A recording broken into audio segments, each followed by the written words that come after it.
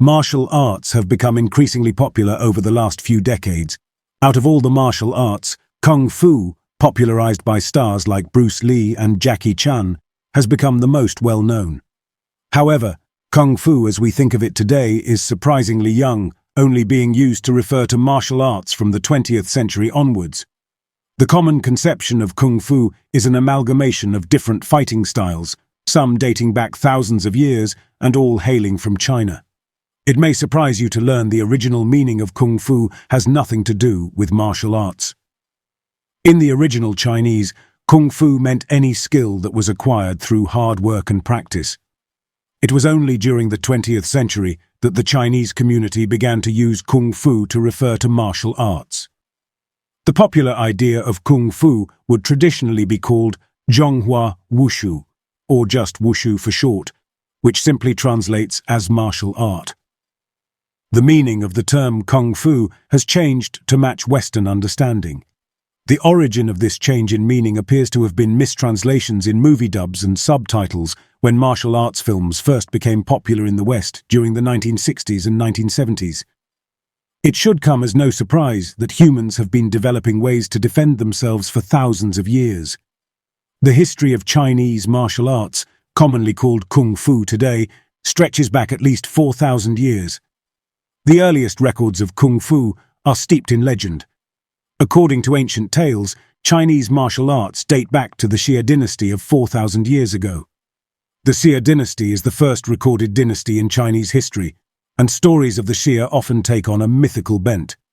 According to legend, the Yellow Emperor Huangdi was the first master of Chinese martial arts.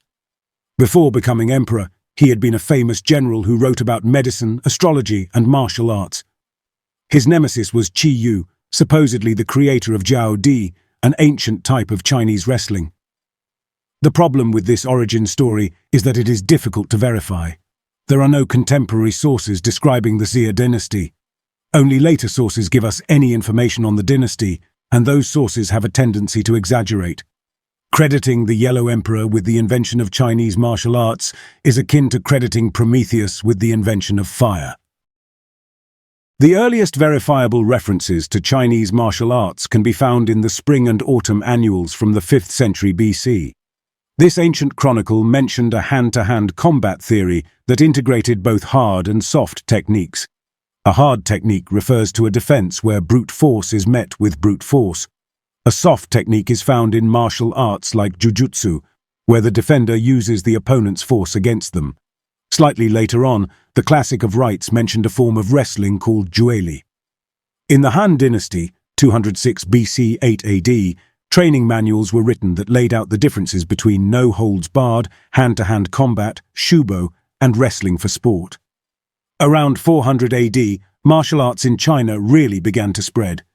A good example of this was the founding of the infamous Shaolin Temple in 495 AD. Today, the Shaolin monks are known as legendary martial arts masters.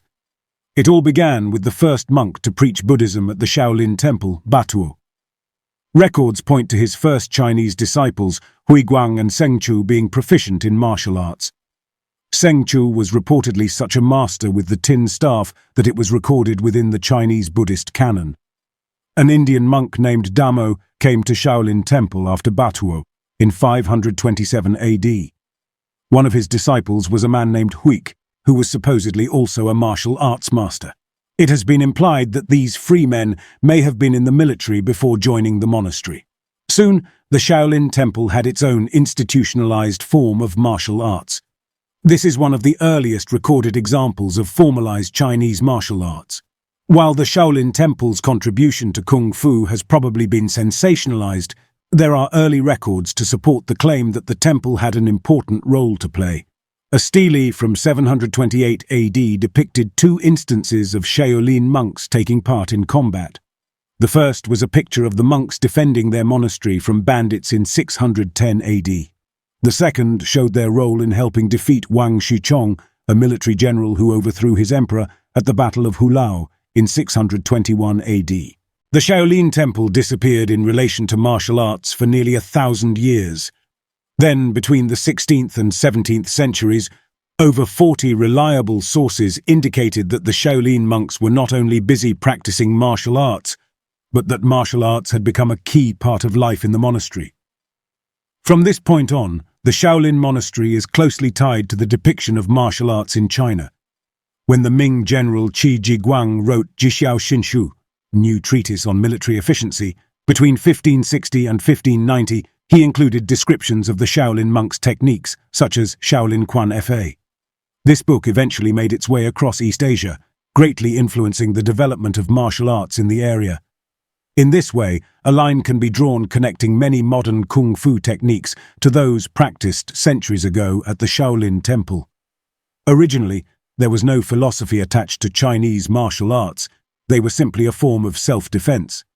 Over time, as martial arts and Chinese society itself evolved, masters began adding a philosophical foundation to their teachings.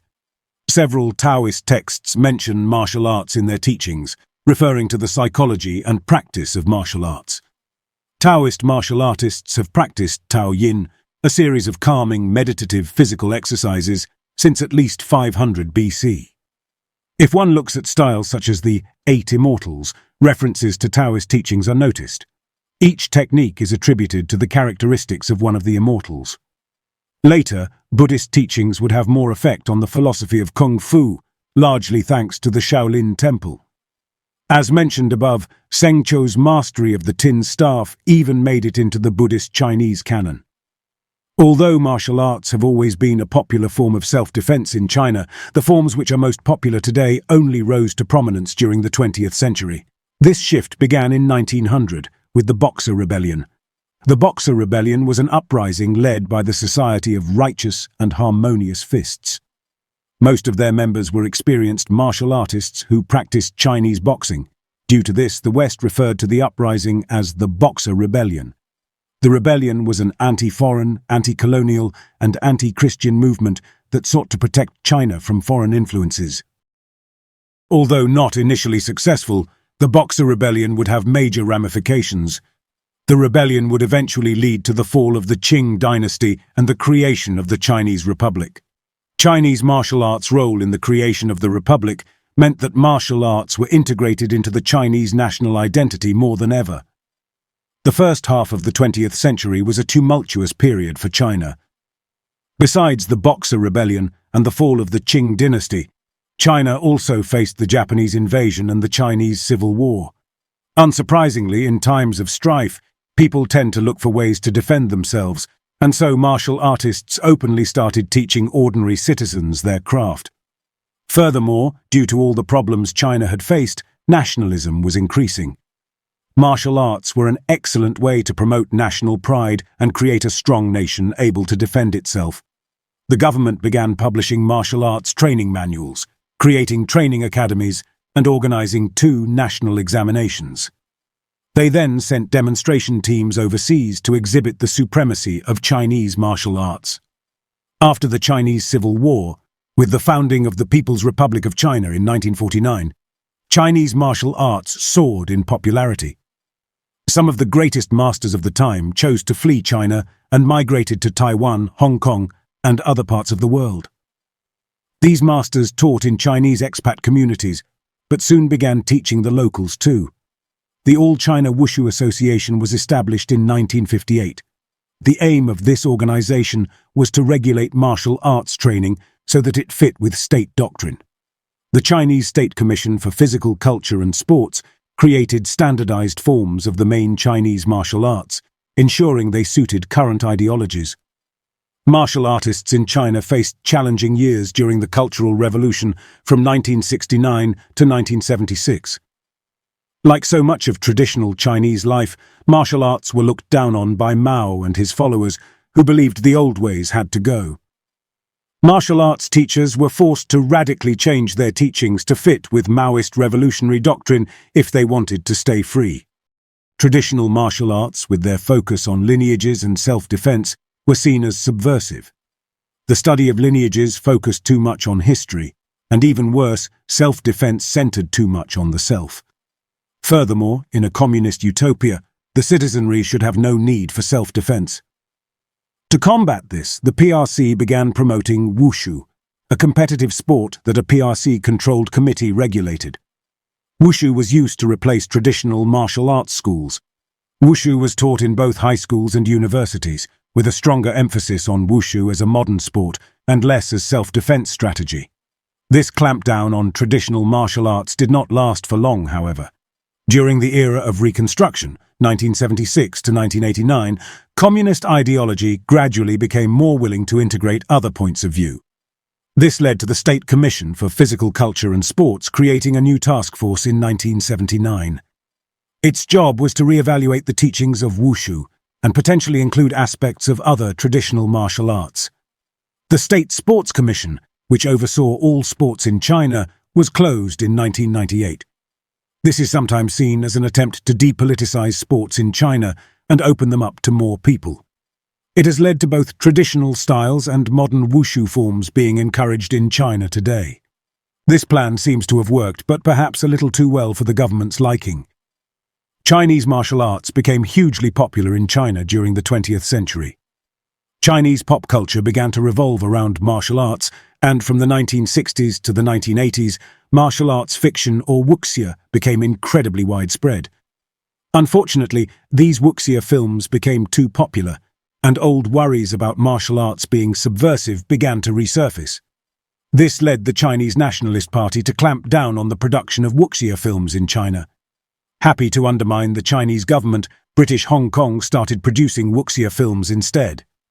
This led to the spread of Hong Kong kung fu films internationally in the 1970s. This, in turn, led to an international interest in Chinese martial arts, or as they had been coined by this time, kung fu. Even though kung fu, as we know it today, is only a few decades old, its history and traditions go back thousands of years. What many often think of as kung fu is a mixture of hundreds of styles and techniques from all over China. Kung fu today is the culmination of thousands of years of knowledge passed down from generation to generation. At times that knowledge has been seen as dangerous or divisive, and those in power have sought to restrict it.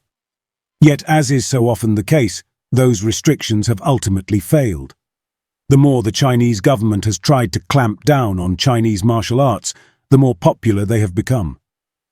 Governmental controls led to martial arts masters fleeing China and spreading their teachings more widely, as well as the rise of kung fu's cinematic popularity.